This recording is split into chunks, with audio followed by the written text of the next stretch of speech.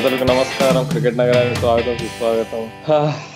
అసలు ఏం జరిగిందో ఇప్పుడు అసలు అర్థం కూడా కావట్లేదు. అసలు ఈ CSK versus Sunrisers match ఎక్కడ మొదలెట్టాలో ఏం చేయాలో కూడా అర్థం కావట్లేదు. అసలు ఏంటి రాదు అసలు ఆ మిస్ఫీల్డ్ ఏంటి, ఆ ఇంజురీలు ఏంటి, ఆ డ్రాప్ క్యాచ్లు ఏంటి, అసలు రన్అట్లు ఏంటి, అసలు ఏం జరిగింది అసలు మ్యాచ్ అంతా అసలు నువ్వు సమరైజ్ చేయగలుగుతావు? అసలు ఎవరైనా చేయగలరా అసలు? నాకు తెలిసి ఒక వాక్యంలో ఈ మ్యాచ్ని సమ్మరైజ్ చేయాలంటే అది కష్టతరమైన పనే. కానీ ఈ మ్యాచ్కి యాక్చువల్గా ఈరోజు నేను వర్క్ చేసినప్పుడు కూడా నేనే బిల్డప్ చేశాను గేమ్కి. సో ఒక రీసెర్చ్ చేసినప్పుడు ఇప్పటి వరకు ఈ మ్యాచ్కి ముందు 6 గేమ్స్ జరిగినాయి ఈ స్టేడియంలో. ఈ 6 మ్యాచెస్లో కూడా టాస్ ఏ టీం అయితే గెలిచిందో ఆ టీం ఓడిపోయింది అనమాట. అంటే 2 సూపర్ ఓవర్ మ్యాచెస్ జరిగినాయి, కానీ టాస్ ఏ టీం అయితే గెలిచిందో ఆ టీం మ్యాచ్ ఓడిపోయింది. సో ఈరోజు సన్ రైజర్స్ ఫస్ట్ టాస్ గెలవగానే అక్కడే కొంచెం ఏంటి మ్యాచ్ ఎట్లా ఇంట్రెస్టింగ్ గా ఉంటుంది అంటే వార్నర్ కూడా టాస్ గెలిచి వెంటనే బ్యాటింగ్ తీసుకున్నాడు. సో ఒక విధంగా కొంచెం నర్వస్ గానే ఉన్నా, అంటే ఈ మ్యాచ్ కూడా సేమ్ ట్రెండ్ లా కొనసాగుతుందా లేదు ఈరోజు ట్రెండ్ మారిద్దా అని అనుకున్నా. సో ఎప్పుడు కూడా మొన్న మ్యాచ్ లోనే రుజువైంది సన్ రైజర్స్ మళ్ళీ బ్యాక్ టు ఫామ్ అని. సో ఆ ట్రెండ్ మారడానికి మనం నార్మల్ గా ఎప్పుడు కామన్ గా మాట్లాడుకునే పేర్లు అయితే లేవు ఈరోజు డిస్కషన్ లో. వార్నర్, బేర్స్టోల్ కాదు, ఈరోజు యంగ్స్టర్స్ ఒక విధంగా చెప్పాలంటే అభిషేక్ శర్మ అండ్ అబ్దుల్ సమాద్ అండ్ అందరికంటే ముఖ్యమైన ప్రియం గర్గ్. సో వీళ్ళ ముగ్గురు గురించి మాట్లాడుకోవడానికి నాకు తెలిసి మన టైం అంతా సరిపోతుందని అనుకుంటున్నాను నేనైతే. అంతే రాజు, ఇవాళ పిల్లలు కాదు వాళ్ళు పిడుగులు అని చెప్పి అందరికీ నిరూపించేశారు. అసలు అబ్బా అసలు నీకు అందరం ఇప్పుడు టీవీ కట్టేసే టైం అయిపోయింది ఎప్పుడైతే వార్నర్, విలియమ్సన్ ఇద్దరు ఇట్లా ఒకళ్ళు అవుట్ అవడం. అసలు కానీ వాళ్ళు వచ్చారు చూడు ఇద్దరు పిల్లలు, అంత ఫియర్లెస్ గా అసలు అసలు ఏమన్నా ఆడారు అబ్బా అసలు వాడు. ముఖ్యంగా అసలు అభిషేక్ శర్మని కూడా యాక్చువల్ గా అప్రిషియేట్ చేయాలి. తను 50 కొట్టలేకపోయాడు కానీ గర్గ్ లాగా తనని సడన్ గా కొంచెం ఇప్పుడు అంతా గర్గ్ స్టార్ అయ్యాడు, కానీ అభిషేక్ శర్మని కొంచెం జనాలు తక్కువగా చేసి మాట్లాడుతున్నారు. కానీ ఇమీడియట్ గా 2 వికెట్లు పడినా కానీ నెక్స్ట్ ఓవర్ జడేజాకి ఇచ్చాడు ధోని.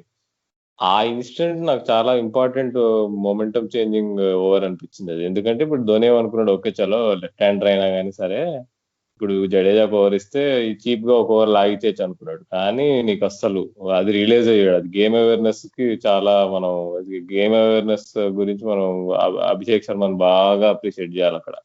ఎందుకంటే తను రియలైజ్ అయ్యాడు ఇప్పుడు తన లెఫ్ట్ హ్యాండర్, జడేజా వస్తున్నాడు బౌలింగ్ వేస్తున్నాడు, ఖచ్చితంగా తన రోల్ అది. ఇప్పుడు నువ్వు జడేజాని వాళ్ళు బహుశా వాళ్ళు టీమ్ మీటింగ్ లో మాట్లాడుకొని ఉంటారు, జడేజాని నువ్వు అటాక్ చేయాలని చెప్పుంటారు. సో మ్యాచ్ సిచ్యువేషన్ ఎట్లా ఉన్నా కానీ ప్యానిక్ కాకుండా తన రోల్ ఎగ్జిక్యూట్ చేయగలిగాడు. ఆ క్లారిటీ ఆఫ్ మైండ్ ఉండడం వల్ల నీకు ప్రెషర్ రిలీవ్ అయింది. లేకపోతే నీకు అప్పుడు స్కోర్ చూస్తే అంత 60 రన్లకి నీకు 3 వికెట్లు పడిపోతే మరి 3-4 అప్పుడు అంతే, వీళ్ళు ఇద్దరు అవుట్, 4 వికెట్లు పడిపోయినాయి అప్పటికే. కాబట్టి అది చాలా 69 ఇంపార్టెంట్. for 4. 69 for 4 అయిపోయింది అప్పటికే. 11 ఓవర్లు అయిపోయినాయి. ఏముంది 130, 140, అబ్బా classic Sunrisers batting performance అనుకున్నారు. కానీ తను ఎప్పుడైతే ఆ ఓవర్ అటాక్ చేశాడో తర్వాత నీకు వాళ్ళు కొంచెం నీకు చూస్తే నీకు సింగిల్స్ రావడం స్టార్ట్ అయినాయి. నీకు సింగిల్స్ రావడం, డబుల్స్ రావడం, వాళ్ళు బాగా ఫ్రీ ఫ్లోయింగ్ ఆడారు. వాళ్ళిద్దరు బెస్ట్ ఫ్రెండ్స్ అంట, ప్రియం గర్గ్ ఇంకా అభిషేక్ శర్మ. అసలు అసలు అద్భుతంగా ఆడారు అదైతే మాత్రం. కామెంటేటర్స్ నుంచి అందరూ కూడా ఎంత మెచ్చుకున్నారంటే అసలు ఫస్ట్ టైం, అసలు నా జన్మలో first time Sunrisers Hyderabad చరిత్రలో ఇట్లా యంగ్స్టర్స్ ఇద్దరు పేర్లు తెలియని వాళ్ళు కూడా నీకు ఇంత మంచిగా వచ్చేసి అసలు మ్యాచ్ డామినేట్ చేయడం అనేది ఫస్ట్ టైం అసలు. జస్ట్ ఇప్పుడు మనం మాట్లాడుతుండగానే టీవీలో రీప్లే చూస్తున్నా, సేమ్ అదే ప్రియం గర్గ్ రన్అట్ చూపిస్తున్నారు. సారీ, విలియమ్సన్ రన్అట్ అయింది. యాక్చువల్గా నేను ఆ మూమెంట్లో నేను కామెంటరీలో ఉన్నప్పుడు నాకేమనిపించింది అంటే మేబీ ప్రియం గర్గ్ ఫస్ట్ రెస్పాండ్ అయ్యి ఆగిపోయాడేమో అని అనుకున్నాను. కానీ క్లియర్గా చూసినప్పుడు మరలా రీప్లేలో అర్థమైంది ఏంటంటే అసలు యాక్చువల్గా అది సింగిల్ తిరగడానికి అవకాశమే లేదనమాట. ఎందుకంటే కామెంటరీలో కెవిన్ పీటర్సన్ కూడా చెప్పాడు, యాక్చువల్గా ప్రియం గర్గ్ సింగిల్ రిజెక్ట్ చేసినందుకు నాకు కూడా ఒక విధంగా తను కరెక్ట్ పని చేశాడని అనిపించింది. ఎందుకంటే నిజంగా అక్కడ సింగిల్ లేదు. సో చాలా మంచి కాల్ అయితే తీసుకున్నాడు. అవతల పక్క విలియమ్సన్ ఉన్నాడు, లేదు ఇంకొక స్టార్ ప్లేయర్ ఉన్నాడు అనే ఇంటిమిడేషన్ లేకుండా తను ఒక న్యాచురల్ గేమ్లో దాన్ని ట్రీట్ చేసి ఆ కాల్ నిజంగానే అసలు ఈ సింగిల్ తీసే అవకాశం లేదని చెప్పాడు. అండ్ మరొక ఇంట్రెస్టింగ్ పాయింట్ నువ్వు చెప్పినట్టు ఇందాక అభిషేక్ శర్మ ఆ గేమ్ టర్న్ చేయడానికి మా మిడిల్లో జడేజా ఓవర్ని టార్గెట్ చేయడం. మేము కామెంటరీ వేసేటప్పుడు కొన్ని జోక్స్ కూడా వేసుకుంటాం, ఏంటంటే స్టాప్ వాచ్ పెడతాం. ఆ స్టాప్ వాచ్ ఎందుకంటే జడేజా ఒక 1 ఓవర్ ఎంత టైంలో కంప్లీట్ చేస్తాడని. సాధారణంగా టెస్ట్ మ్యాచ్ల్లో అయితే ఆల్మోస్ట్ 1.5 మినిట్ లోపు కంప్లీట్ చేసేస్తాడు. కానీ T20స్లో అప్పుడప్పుడు కొన్ని ఇట్లాంటి డిలేస్లు ఏమన్నా రావడం అలాంటివి జరిగితే కొంచెం టైం పడుతుంది. అసలు యాక్చువల్గా విలియమ్సన్ రన్అట్ అయిపోయిన తర్వాత జడేజా 6 బాల్ లిటరల్గా 90 సెకండ్స్లో దగ్గర దగ్గర కంప్లీట్ చేస్తాడు. అసలు ఓవర్ అయినట్టు కూడా తెలియలే.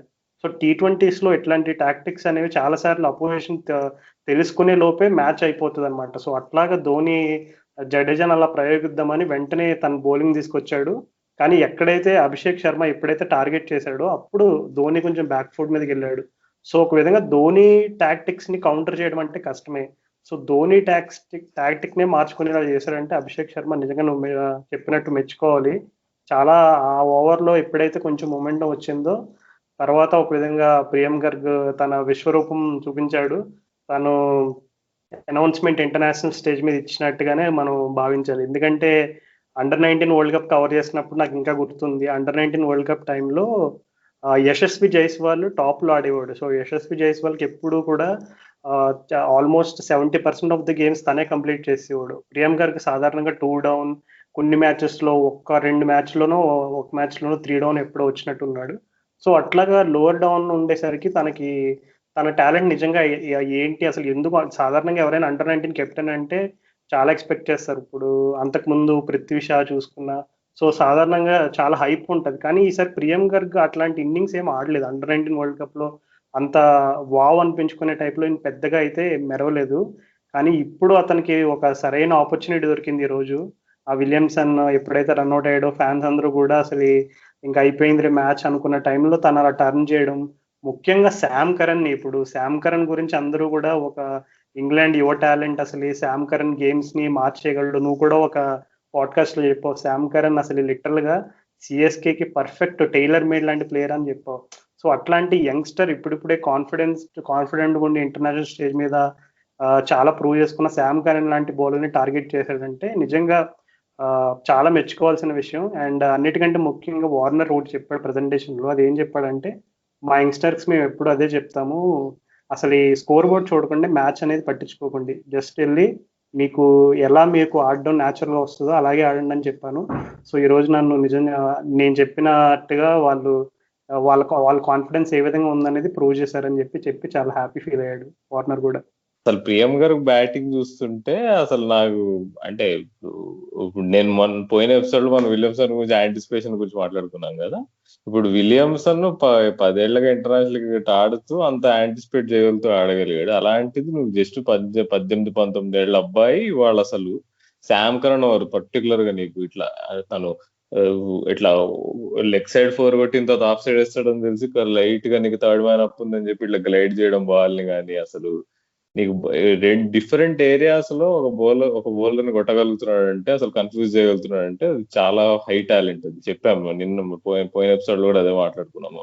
ఈ లెవెల్ ఆఫ్ టాలెంట్ అందరు బ్యాట్స్మెన్లకు ఉండదు. కాబట్టి ఇంత తక్కువ ఏజ్ లో నీకు ప్రియాంగర్ లో కనిపిస్తుందంటే పెద్ద ఆశ్చర్యం అనిపించట్లేదు. ఎందుకు సన్ రైజర్స్ వాళ్ళు పోయిన 2-3 మ్యాచ్ల నుంచి ఎందుకు ఆడిస్తున్నారు ఇతను. నేను చాలా మంది అన్నారు విరాట్ సింగ్ బాగా పవర్ హిట్టర్ బాగున్నాడు ఎందుకు ఆడించట్లేదు, ప్రియంబర్గ్ ఎందుకు ఆడుతున్నాడు అన్నారు అందరు. నేను కూడా అన్నా తను టాప్ ఆర్డర్ బ్యాట్స్మెన్ అని. కానీ తను వాళ్ళు బేసిక్గా ప్రూవ్ చేశాడు. సేమ్ ఎలా అయితే విలియమ్సన్ అందరూ తక్కువగా చేస్తారో నీకు తను T20కి పనికిరాడు నీకు ఫినిషింగ్ చేయలేడు అంటారు, అలానే ప్రియం గారు కూడా నన్ను కూడా తక్కువ అంచనా వేయకండి, నేను ఫ్లెక్సిబుల్, నాకు వేరే గేర్స్ ఉన్నాయి బ్యాటింగ్ చేసేటప్పుడు ప్రూవ్ చేశాడు.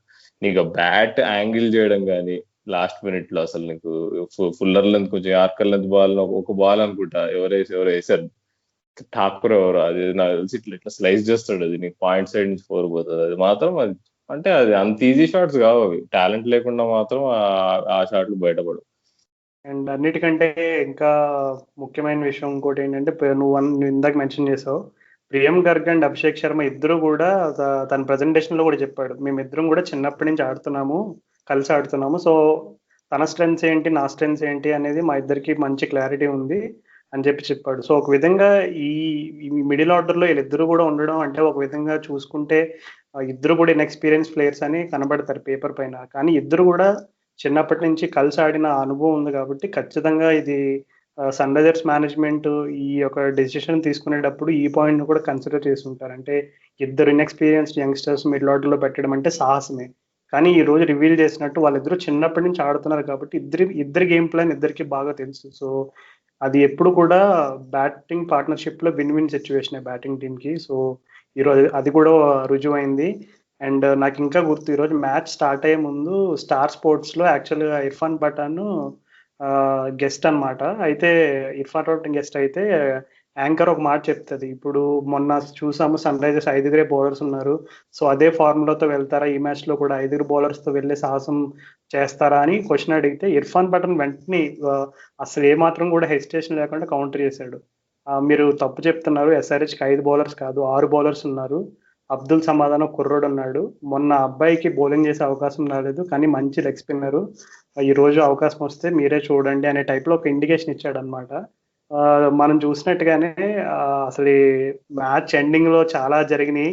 భువనేశ్వర్ కుమార్ కి అలాగా ఇంజురీ అవ్వడం, ఆ లెఫ్ట్ థై ఇంజురీ అవ్వడం, నెక్స్ట్ మరలా ధోని కొంచెం బాల్ ని బాగానే హిట్ చేస్తున్నట్టు కొంచెం ఫామ్ లోకి వచ్చినట్టు కనపడి, ఇవన్నీ కనబడేసరికి కొంతమందికి వరి అయి ఉండొచ్చు. కానీ రషీద్ ఖాన్ ఇంటర్వ్యూలో చెప్పాడనమాట, లాస్ట్ ఓవర్ అబ్దుల్ సమాద్ ను వేస్తావని వార్నర్ అడిగినప్పుడు అబ్దుల్ సమాద్ ఊరికే నవ్వుతా ఉన్నాడు, అసలు ఏదో మామూలుగా వాళ్ళ ఓన్ ఎన్వైరన్మెంట్ లో ఉంటే ఎంత కంఫర్టబుల్ గా ఉంటాడు అలా ఉన్నాడు. సో అట్లాంటి ఫియర్లెస్ యాటిట్యూడ్ నచ్చుతుంది. మా టీంలో అందరు యంగ్స్టర్స్ కూడా అసలు ఏమాత్రం కూడా సీనియర్ జూనియర్ అని ఇదేదో ఒక ఇంటిమిడేషన్ ఫ్యాక్టర్ అనేది ఉండదు మా టీంలో అని చెప్పాడు. సో ఒక విధంగా టీమ్ మూడ్ ఎలా ఉందని చెప్పడానికి ఇది కూడా ఒక మంచి సంకేతంగా చెప్పుకోవచ్చు మనం. అబ్దుల్ సమద్ బౌలింగ్ వేస్తాడని చెప్పి అందరూ మర్చిపోయారు అసలు. నేను కూడా పెద్ద కన్సిడర్ చేయలేదు, తను పార్ట్ టైమర్ అనుకున్నా కానీ నీకు ఇట్లా 2-3 ఓవర్స్ అది కూడా నీకు హై ప్రెషర్ మ్యాచ్ లో ఇవ్వగలుగుతారు బౌలింగ్ అంటే తన యాటిట్యూడ్, బేసిక్ గా తన స్కిల్ కంటే అక్కడ యాటిట్యూడ్ మోర్ ఇంపార్టెంట్. ఇప్పుడు అట్లా ఇప్పుడు అభిషేక్ శర్మ బెటర్ బౌలర్ ఆ టైంలో, కానీ అలాంటప్పుడు నీకు ఒక non specialist bowler step up అయ్యి వేయడం అంటే అది కూడా ధోని. నీకు ధోని గురించి పెద్ద చెప్పక్కర్లే ఎవరికి, ఎట్లా కొడతాడు స్పిన్నర్స్ ఎంత లెగ్ స్పిన్నర్ అయినా. కాబట్టి అంటే తను ముఖం మీద అసలు నువ్వు చెప్పినట్టు ఏమాత్రం భయం లేకుండా అసలు ఓకే నాకు ఓకే ముందే వేద్దాం బౌలింగ్ వేద్దాం అన్నట్టుండే. అసలు ధోని బాగా గట్టిగా అసలు 4 కొడతాడు కూడా, అయినా కానీ పెద్ద అంటే నీకు ఇట్లా ఇట్లా రొప్పడం కానీ ఏమీ అసలు ఏమీ లేకుండా అసలు అది నిజంగా చాలా మంచి ప్లేయర్ అని చెప్పుకోవచ్చు మనం ఆ విషయంలో. అది కాకుండా ఇప్పుడు మనం నెగిటివ్ పాయింట్ ఒకటి చెప్పుకోవాలి. ఇప్పుడు సన్ రైజర్స్ ఇప్పుడు కొలాప్స్ అయింది, నీకు వీళ్ళు వచ్చి యంగ్స్టర్స్ కాపాడారని అన్నది ఓకే, బట్ నీకు వార్నర్ స్ట్రైక్ రేట్ కొంచెం వరింగ్ గా అనిపించలేదా నాకు? అంటే తను మరీ స్లోగా ఆడాడు, దానివల్ల నీకు మనీష్ పాండే మీద ప్రెషర్ పడి అవుట్ అయ్యాడు అనిపించింది. అట్లానే మళ్ళీ నీకు విలియమ్సన్ తో ఆడేటప్పుడు కూడా తను స్టార్ట్ అవుతున్నాడు, తిను కూడా అసలు పీయూష్ చావ్లాని కంప్లీట్ గా అటాక్ చేయలేదు, ఎంతగానో అటాక్ చేయాలో అంత అటాక్ చేయలేకపోయాడు అనిపించింది. కాబట్టి ఎందుకో వార్నర్ ఫామ్ మరి కావాలన్నది తను బ్యాట్ త్రూ చేయడానికి ట్రై చేస్తున్నాడో మరి మేబీ దానికి టైమింగ్ సెట్ కావట్లేదు అనేది చూడాలి మనం. వచ్చే మ్యాచ్ షార్జాలో కాబట్టి మరి అక్కడైనా మరి కంప్లీట్ మనం పాదవార్నర్ చూస్తామో లేదో అని వేచి చూడాలి మనం. నిజమే రాహుల్, నెగిటివ్స్ డిస్కస్ చేసుకునే ముందు ఇంకొక ఫైనల్ పాజిటివ్ చెప్తాను. అదేంటంటే ప్రియం గర్గ్ ఫాఫ్ డూ ప్లేసెస్ ని చేసిన రన్అట్. ఇప్పుడు ఆపోజిట్ టీంలో సిఎస్కేలో ఈరోజు ఎవరైనా ఒక్క బ్యాట్స్మెన్ మంచి ఫామ్ లో ఉండి సిఎస్కేని ఆ లాస్ట్ స్టేజెస్ వరకు కొంచెం రిక్వైర్డ్ అండర్ ప్రెషర్ లేకుండా తీసుకెళ్ళగలిగే బ్యాట్స్మెన్ ఆ టాప్ ఆర్డర్ లో ప్రస్తుత ఫామ్ లో ఎవరున్నారంటే ఫాఫ్ డూ ప్లేసెస్ ఒక్కడే. సో డూ ప్లేసెస్ కూడా కొంచెం స్టార్టింగ్ లో స్ట్రగుల్ అయ్యాడు పవర్ ప్లే టైంలో, తను టైమింగ్ అది కూడా సరిగ్గా చేయకుండా కొంచెం ఇబ్బంది పడుతున్నట్టు మనం గమనించాం. కానీ చూస్తే ఎప్పుడైతే తాను కొంచెం మంచి ఫ్లూయెన్సీ వచ్చిందో ఇన్నింగ్స్ లో, బాగా బౌండరీస్ కొట్టడం అది కూడా మంచి ఫ్లూయెన్సీ వచ్చింది, అలాంటి మూమెంట్ లో ప్రియం గర్గ్ చక్కగా అంటే తను స్క్వేర్ లెగ్ దగ్గర ఉన్నాడు అండ్ చాలా షార్ప్ గా పిక్ చేయగలిగాడు. అంటే డూప్లెసీ స్ట్రగుల్ అవుతున్నాడు అని చెప్పి త్రో కూడా కొంచెం అంటే అందులో బేర్స్టో బ్రిలియన్స్ కూడా ఉంది. బట్ ప్రియం గర్గ్ ఈ రోజు ఫీల్డింగ్ లో కూడా నాకు తెలిసి అయితే చాలా మినిమం ఒక 3-4 రన్లు కాపాడాడు. సో ఈరోజు చూసుకుంటే మనం గెలుపు డిఫరెన్స్ అక్కడ 7 రన్లే. సో ప్రియం గర్గ్ ఓవరాల్ గా బ్యాటింగ్ లోనే కాదు ఈరోజు అన్ని విధాలుగా కాంట్రిబ్యూట్ చేశాడు. ఒక రకంగా చెప్పాలంటే ఈరోజు ఎస్ఆర్హెచ్ విజయం పూర్తిగా ప్రియం గర్గ్కే అంకితం. అది విషయానికి వస్తే నేను ప్రివ్యూలో కూడా చాలా క్లియర్ గా మెన్షన్ చేశాను, నాకు వార్నర్ ఫామ్ కంటే బేర్స్టో ఫామ్ ఎక్కువ వర్రీగా ఉందని నేను ప్రివ్యూలో కూడా చెప్పాను. అండ్ మనం ఇప్పటివరకు జరిగిన మ్యాచ్ల ట్రెండ్ చూస్తే 2 మ్యాచ్ల్లో అంటే కోల్కతా మ్యాచ్ మళ్ళీ ఈ రోజు మ్యాచ్లో 2 మ్యాచ్ల్లో కూడా బేర్స్టో ఒకే రకమైన డిస్మిస్కి అవుట్ అయ్యాడు. అది నిప్ బ్యాకర్, ఇన్ స్వింగర్ అని కూడా అంటారు, అండ్ ఇండ్ ఆర్టర్ అంటారు, విండ్ ఎక్కర్ అంటారు, డిఫరెంట్ నేమ్స్తో పిలుస్తారు. సాధారణంగా ఏంటంటే బాల్ బయట నుంచి పిచ్ అయ్యి లోపలికి వస్తుంది అనమాట. సో ఇట్లాంటి బాల్కి బేర్స్టో ఈరోజు దీపక్ చహర్ ఆ విధంగా తను క్లియర్గా సెటప్ చేసినట్టు కనబడింది. ఎందుకంటే టీవీలో కూడా చాలా క్లియర్గా చెప్పారు అది ప్రాపర్ సెటప్ అని. ఎందుకంటే 2 బాల్ అవుట్ స్వింగర్లు వేశాడు, 3 బాల్ కొంచెం ఫుల్ వేశాడు, ఇన్ స్వింగర్ వేశాడు, బేర్స్టో దొరికిపోయాడు.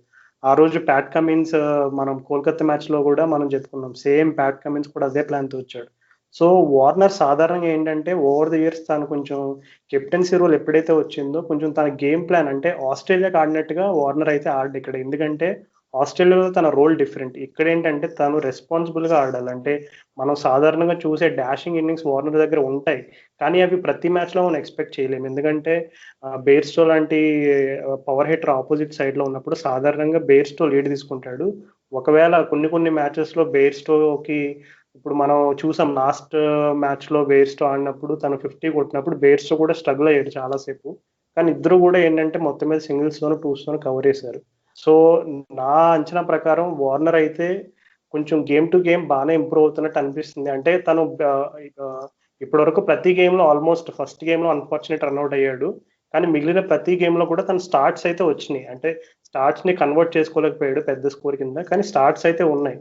సో నన్ను అడిగితే వార్నర్ ఫామ్ అయితే నేను అంత అంటే వార్నర్ ఫామ్ అయితే నాకు అంత కంగారు పెట్టే విషయం కాదు. కానీ బేర్స్టో గనక కొంచెం తను ఆ ఇన్ స్వింగింగ్ డెలివరీకి ఏదో ఒక అట్లీస్ట్ ఈ ఐపీఎల్ అయ్యేంత వరకైనా తను ఏదో ఒక బ్యాకప్ ఆప్షన్, ఏదైనా ఒక షార్ట్ ఆడడం కానీ, లేదంటే తను కౌంటర్ చేసి అట్లీస్ట్ పవర్ ప్లేలో తను డిఫరెంట్ బౌలర్స్ని టార్గెట్ చేయడం, ఏదో ఒక గేమ్ ప్లాన్ అనేది కొంచెం చేంజ్ అవ్వకపోతే బేర్స్టో వీక్నెస్ ఎక్కువ కనబడితే ఎస్ఆర్హెచ్ అది ఒక పెద్ద వీక్ లింక్ లాగా ఉంటుంది.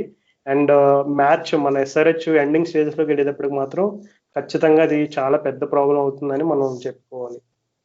అసలు బ్యాటింగ్ సంగతి పక్కన పెడితే కాసేపు అసలు బౌలింగ్ వద్దాం. అసలు నటరాజన్ వాళ్ళు కొంచెం పాపం బాగా కొట్టారు అతన్ని. పోయిన మ్యాచ్ బాగా అందరు మెచ్చుకున్నారు, బాగా వేసాడు ఆర్కర్స్ అని.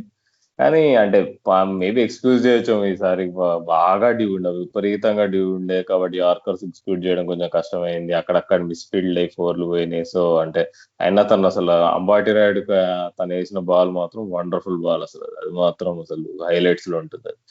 కాబట్టి తను పర్ఫార్మెన్స్ కొద్దిగా డౌన్ అయినట్టు అనిపించినా అది పెద్ద ఆశ్చర్యపడాల్సిన ఏం లేదు, అందరికీ ఉంటాయి బ్యాడ్ డేస్. కానీ ఖలీల్ అహ్మద్ నాకు ఎందుకో అంత నీకు యాక్యురసీ కానీ అది కానీ నాకు కనిపించట్లేదు. కాబట్టి అది కొంచెం వరి. ఇంకా అన్నిటికంటే పెద్ద వరి భువనేశ్వర్ కుమార్కి ఇప్పుడు మరి ఆ ఇంజురీ మరి అది ఎంత సీరియస్ మరి టేర్ అయిందో లేకపోతే జస్ట్ మైనర్ స్ట్రెయినా మరి అనేది చూడాల్సిన విషయం. ఎందుకంటే ఇప్పుడు నువ్వు భూవీ అనేవాడు గుండెకాయ. ఇప్పుడు భూవీ పవర్ ప్లేలో వికెట్ తీస్తే సన్ రైజర్స్ గెలిచే ఛాన్సెస్ చాలా చాలా ఎక్కువ ఉంటాయి. ఈ మ్యాచ్ లో కూడా చూసుకుంటే అసలు నీకు వాట్సన్ ని అవుట్ చేయలేకపోయి ఉంటే నాకు తెలిసి వాట్సన్ ఎస్కేప్ డ్యూతో నీకు స్పిన్నర్స్ ని ఈజీ కొట్టేవాడు. రషీద్ ఖాన్ కూడా కొట్టుండొచ్చు తనకు అంత టాలెంట్ ఉంది. కాబట్టి భూవీ నీకు ఫిట్ ఉండడం సన్ రైజర్స్ చాలా ఇంపార్టెంట్.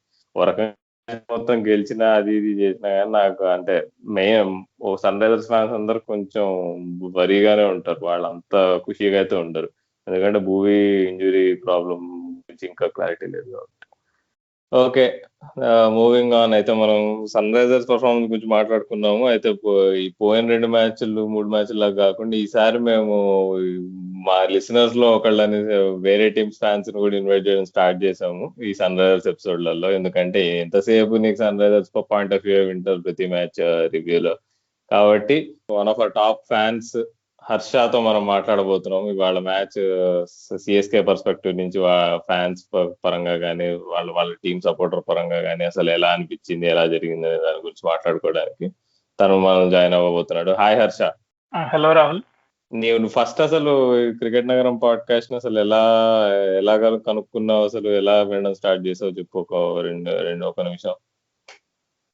ఈ మధ్య బాగా పాడ్కాస్ట్ వింటున్నాను. సో ట్విట్టర్లో నేను ఫాలో అయ్యే ఒక ఫాలోవర్, అంటే నేను ఫాలో అయ్యే పర్సన్ రీట్వీట్ చేశాడు మీ ట్వీట్ని.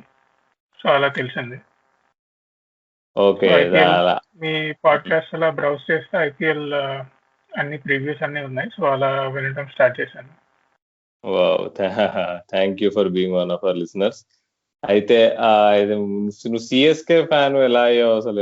ఎప్పటి నుంచి సపోర్ట్ చేయడం స్టార్ట్ చేసావు టీం ని? ఎందుకని సపోర్ట్ టీమ్ చేస్తావు? లిస్ట్ 2008 లో టీమ్ లిస్ట్ వచ్చినప్పుడే నాకు సిఎస్కేనే బాగా నచ్చేది, ఎందుకంటే ఇండియన్ టీం అప్పుడు కెప్టెన్ ధోని, అండ్ అప్పుడే 2007 లో వరల్డ్ కప్ గెలవటం అనేది అది బాగా పెద్ద హైప్ అండ్ బాగా టర్నింగ్ పాయింట్. నాకు బాగా ధోని అంటే ఇష్టం డెవలప్ అవ్వడానికి.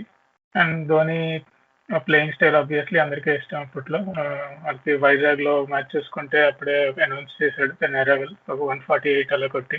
తర్వాత నుంచి ఇంకా captaincy skills, first opening tournament లోనే సీనియర్స్ ఎవరు లేకుండా కప్ పట్టడం అనేది ఇంకా అది పెద్ద హై. నేను క్రికెట్ చూడటం స్టార్ట్ చేసినప్పటి నుంచి ఇండియా ఒక వరల్డ్ కప్ గెలవటం అనేది అదే ఫస్ట్.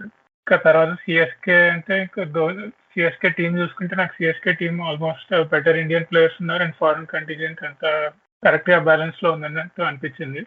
సో ఇంకా నేను నా హోమ్ టౌన్ కూడా కొంచెం క్లోజ్ టు చెన్నై టీం కూడా కొంచెం అన్అపాలజిటికల్లీ కొంచెం తమిళ్ ఇంటిగ్రేషన్ అనేది బాగా ఉండేది. తెలుగు టీంలో మన డెక్కన్ చార్జర్స్ టీంలో అంత తెలుగు ఇంటిగ్రేషన్ ఉండేది కాదు, నాకు అది నచ్చేది కాదు ఆ టైంలో. వాళ్ళకి అప్పుడు విజయ్ నయనతార బ్రాండ్ అంబాసిడర్స్ అని ఏదో ఉండేది అప్పట్లో. సో ఆ టైంలో కొంచెం ఈ రీజియన్ ఈ ఫీలింగ్స్ అని ఉండేవి కాబట్టి, బాగా డీప్ గా ఉండేవి కాబట్టి, సో అది ఇంకా చెన్నై ఇష్టం ఉండేది. అండ్ నాకు నేను స్టేడియంలో చూసిన 2 మ్యాచ్లు కూడా చెన్నై స్టేడియంలోనే చూశాను. ఒకటి 2011 ఐపీఎల్ ఫైనల్ చెన్నై గెలిచింది, ఇంకొకటి Dhoni 223 in test match. So నేను ధోని ఆల్మోస్ట్ 2 ఐకానిక్ మూమెంట్స్ లో లైవ్ లో పార్ట్ అయ్యాను, అదొక హ్యాపీ. వావ్! అయితే ప్రతి ఒక్కళ్ళ ఫ్యానిజం వెనకాల ఒక స్టోరీ ఉంటుంది. అయితే నీ సిఎస్కే ఫ్యానిజం వెనకాల కూడా మంచి స్టోరీనే ఉంది. అయితే చాలా మంది అంటారు ఇప్పుడు తెలుగు వాళ్ళు అయితే సిఎస్కే సపోర్ట్ చేయకూడదు అని చాలా మంది అంటుంటారు, కానీ దానిలో ఏమాత్రం వాస్తవం లేదు. ఎవరైనా ఏ టీం కైనా సపోర్ట్ చేయొచ్చు. క్రికెట్ అనేది అంటే రీజనలిజం మీద అయితే బేస్డ్ గా ఉండదు ఎప్పుడైనా, కానీ టీం ఏ ప్లేయర్స్ ఇష్టము, టీం ఎలా ఆడుతుంది, ప్లేయింగ్ స్టైల్, వీటి బట్టే ఫ్యాన్స్ అవుతారు నా దృష్టి ప్రకారం. ఓకే, అయితే ఇవాళ మ్యాచ్ గురించి మాట్లాడదాం. అయితే హర్ష, అయితే నీకు ఏమనిపించింది అసలు? నీకు మొత్తం మ్యాచ్ చూసి నీకు ఫస్ట్ రియాక్షన్స్ ఏంటి? అసలు సిఎస్కే పర్ఫార్మెన్స్ ఎలా ఉంది అనిపించింది? అంటే క్యాచెస్ మిస్ చేయడం అనేది బాగా పెద్ద మైనస్ అనిపించింది. అందరూ ఆ రింగ్ ఆఫ్ ఫైర్ మీద బ్లేమ్ చేస్తున్నారు దుబాయ్ స్టేడియంలో, ఐస్ లో కరెక్ట్ గా బాల్ వచ్చేస్తుందని. అదే బాల్ క్యాచ్ పడేటప్పుడు ఐస్ లో లైట్ పడుతుందని అదొకటి. అండ్ ఇంకా సిక్స్త్ బౌలింగ్ ఆప్షన్ తో ఆడుతున్నారు ఈ రోజు. So Jadeja last 3 matches 40+ runs ఇచ్చాడు, అది నెగేట్ అయింది కొంచెం. అండ్ స్టార్టింగ్ లో చార్ స్పెల్ మాత్రం బాగా అవుట్ స్టాండింగ్ అనిపించింది. అవుట్ స్వింగర్స్ వేసి సెటప్ చేసి సడన్ గా ఒక ఇన్ స్వింగర్ వేసి బేస్టోన్ అవుట్ చేయడం. అండ్ బ్రావోని యూజువల్లీ ప్రీవియస్ సిఎస్కే మ్యాచెస్ చూస్తుంటే Bravo starts at 14th over నుంచి స్టార్ట్ చేస్తాడు బ్రావో. ఈ రోజు 7th ఓవర్ నుంచి స్టార్ట్ చేశాడు. సో చేంజ్ ఇన్ ప్లాన్స్ లాగా అనిపించింది. అండ్ 164 అంటే నేను గెటబుల్ టోటల్ అనుకున్నాను, బట్ సిఎస్కే ఏమీ out of the box ideas లాంటివి ఏమీ ట్రై చేయలేదు. ఎందుకంటే 164 అంటే it's typical CSK chasing total అనమాట. అది ఒక 12 hours 13 hours వరకు జస్ట్ అలా నడ్జింగ్ ద బాల్, స్ట్రైక్ రొటేట్ చేయటం ఇలాంటివి చేస్తుంటారు. సో నేను ఆబ్వియస్లీ అలానే ఎక్స్పెక్ట్ చేశాను, కానీ ఓపెనింగ్ స్టాండ్ రాకపోవడం అనేది లాస్ట్ 4 మ్యాచెస్ లో అబ్జర్వ్ చేస్తున్నాం. ఈ మ్యాచ్ లో వాట్సన్ అండ్ కేదార్ జాదవ్ ని చూసుకుంటే 16 balls ఆడి 4 runs కొట్టారు. వాళ్ళు 16 balls ఇంకో 10 runs యాడ్ చేసిన అదే, ఆ 4 బదులు 16 balls 14 runs యాడ్ చేసిన అదే టీమ్ విన్నింగ్ కి లూజింగ్ కి డిఫరెన్స్ ఉంది ఇప్పుడు ఫైనల్ గా చూసుకుంటే. సో అది సురేష్ రైనా ఉంటే హీ ఆల్వేస్ కన్వర్ట్స్ అనమాట. అలా స్లోగా స్టార్ట్ చేసిన ఒక 30 ball 40 run player Suresh Raina. చాలా ఇంట్రెస్టింగ్ పాయింట్స్ చెప్పావు Harsha.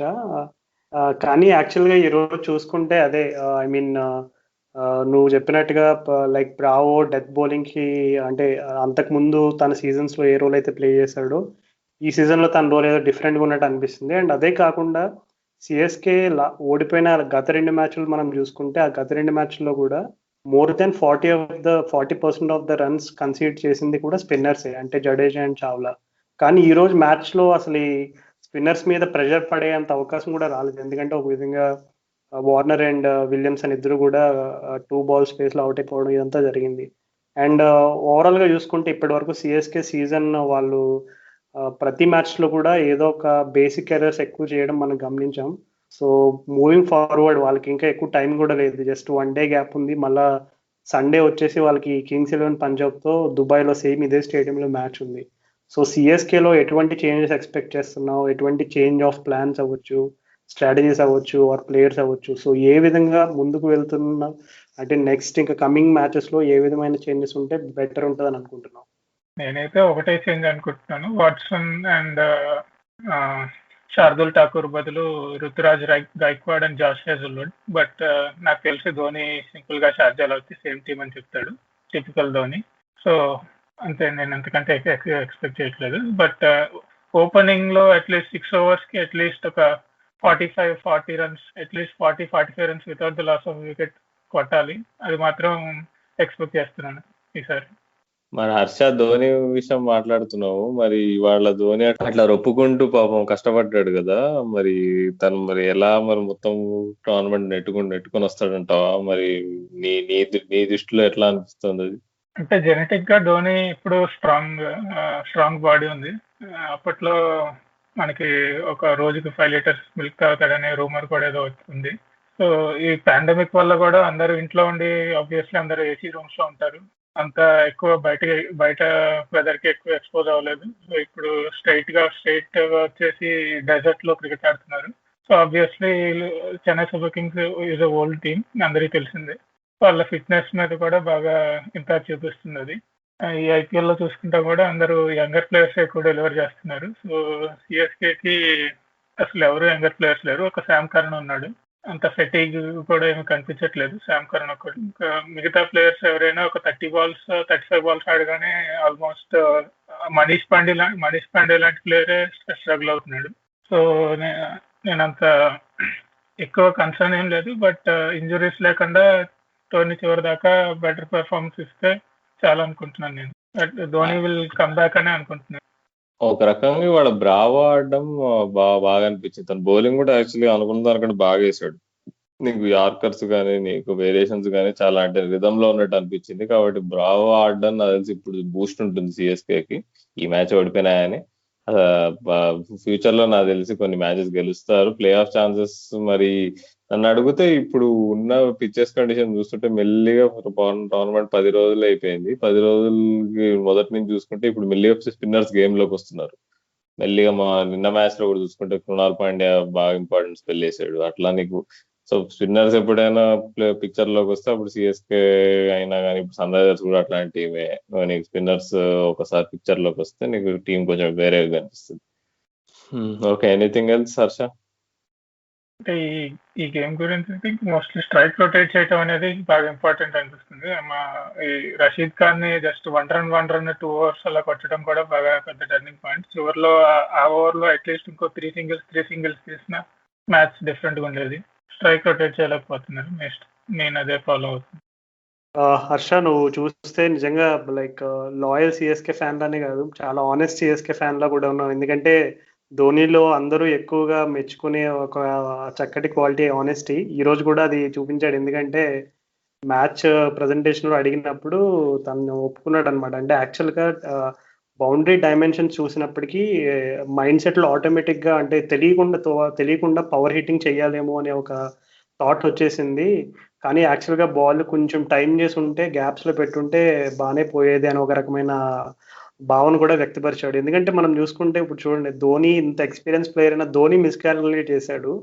And on the flip side మనం చూసుకుంటే ప్రియం గర్గ్ లాంటి ఒక కుర్రాడు, ఇంకా 20 years అట్లా కూడా రాని ఒక కుర్రాడు బాల్ ని శామ్ కరణ్ లాంటి బౌలర్స్ ని ఎట్లా టైం చేశాడో, ఎట్లా డెలికేట్ గా ఆడాడు, అంటే చాలా నీట్ గా ఆడాడు అనమాట. అంటే టైమింగ్ కి కొంచెం స్లాగ్ గా ఆడడానికి డిఫరెన్స్ ఈరోజు మనం అంటే ఎందుకు ఐపీఎల్ ఇంత బ్యూటిఫుల్ అంటే ఇదే. అంటే ధోని లాంటి ఎక్స్పీరియన్స్ ప్లేయర్స్ కూడా తప్పు చేస్తారు, అలాగే Under-19 లాంటి ప్లేయర్స్ కూడా వచ్చి ఒక మెరుపు మెరుస్తారు. So this is the beauty of IPL. Okay Harsha, anything else? Number 4 finish అవుతారని అనిపిస్తుంది. ఇంకో 10 matches ఉన్నాయి. 6 matches గెలిస్తే ఒక 14 points వస్తుంది. నెట్ రన్ రేట్ తో ప్లే చేసుకోవచ్చు అప్పుడు. ఇంకా లేకపోతే అసలు రారనుకుంటున్నాను ప్లే ఆఫ్స్ కి. సో 10 matches 6 wins అనేది ఇంకా ఉన్నది ముందు. చూద్దాం అయితే సిఎస్కే వాళ్ళు చివరికి మళ్ళీ వాళ్ళ రికార్డ్ ప్రతిసారి ప్లే ఆఫ్స్ కి వెళ్ళే రికార్డుని ప్రొటెక్ట్ చేసుకుంటారో లేదా. Okay, thanks for being on our podcast Harsha. మళ్ళీ మా పాడ్కాస్ట్ కి మళ్ళీ మీరు గెస్ట్ గా వస్తారని అనుకుంటున్నాం. Thank you for inviting. Thank you Harsha, it was great fun talking to you. Same. Okay, that was a good interaction. చాలా బాగానే మాట్లాడాము. అయితే రాజు, అయితే మరి వచ్చే మ్యాచ్ లో ఏం చేంజెస్ చేయొచ్చు అంటావు? ఎల్లుండే ఉంది, రేపు కాక ఎల్లుండే ఉంది అసలు షార్జాలో మ్యాచ్ ముంబై ఇండియన్స్ తో. మన ఛాన్సెస్ ఎట్లా ఉంటాయి అంటావు? ప్లస్ టీంలో ఏం చేంజెస్ చేయాల్సి వస్తుంది అంటావు? అసలు సాధారణంగా ఈ మ్యాచ్ చూసిన తర్వాత నిజంగా చేంజెస్ చేయాలంటే కొంచెం సాహసమైన పనే.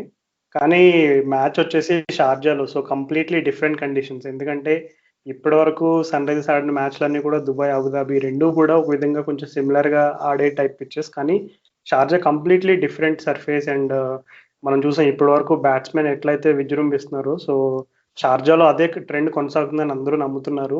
కాకపోతే ఒక చిన్న ముఖ్యమైన విషయం ఏంటంటే, ఇది ఫస్ట్ డే గేమ్ షార్జాలో 3:30కి. అంటే ఇప్పటివరకు షార్జాలో జరిగినవన్నీ నైట్ గేమ్సే.